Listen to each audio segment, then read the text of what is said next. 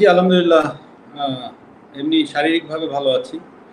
অবশ্যই মানসিকভাবে আ খুব একটা ভালো নাই এবং তবে আছি, হ্যাঁ, আমি ঢাকায় আছি, বাংলাদেশে আছি, পরিবার নিয়ে। এইগুলোর উত্তর দিতে যাওয়াটা আমার কাছে মনে হয় যে একদম শুধুই হবে। আর যদি এক কথায় উত্তর দিই তাহলে বলতে হবে যে আমি আসলে ব্যর্থ হয়েছি এখানে।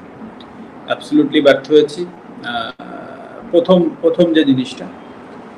আর দ্বিতীয় কথা হচ্ছে যে আমি আ কথা যদি বলতে হতো, ধরেন আমি যদি কথা বলতাম অবশ্যই যৌক্তিক কোটা সংস্কার নিয়ে যে আলোচনা হচ্ছিল শুরুতে, সবাই যখন চেয়েছিল যে আমি কথা বলি, তখন যৌক্তিকভাবে কোটা সংস্কার হবে সেটা বা কোটা সংস্কার হতে যাচ্ছে এটা পরিষ্কারভাবে বোঝা যাচ্ছিল বা আমার কাছে মনে হচ্ছিল যে কোটা সংস্কার হয়তোবা হবে।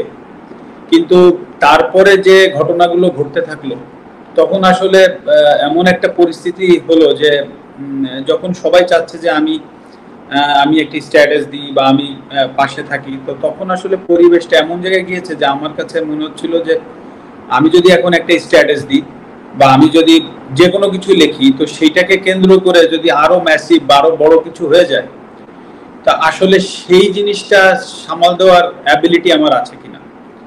তো সবকিছু মিলিয়ে আসলে ঘটনাগুলো এত দ্রুত ঘটেছে, তো আমার পক্ষে সম্ভব হয়নি, তবে আমি চেষ্টা করিনি সেটা না। এবং আরেকটি বিষয় যে আমি যদি কথা মানে আমি যদি স্ট্যাটাসের ভিতরে সীমাবদ্ধ থাকতে চাইনি, এটা সত্যি কথা।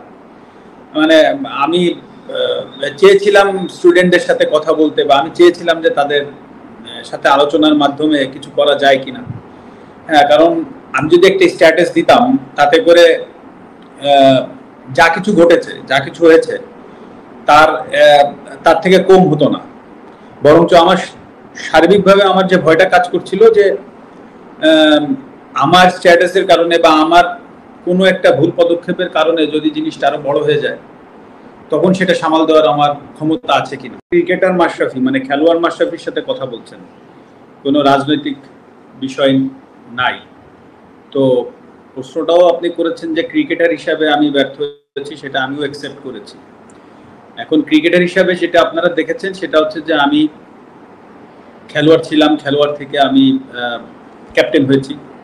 তো ক্যাপ্টেন হওয়ার পরে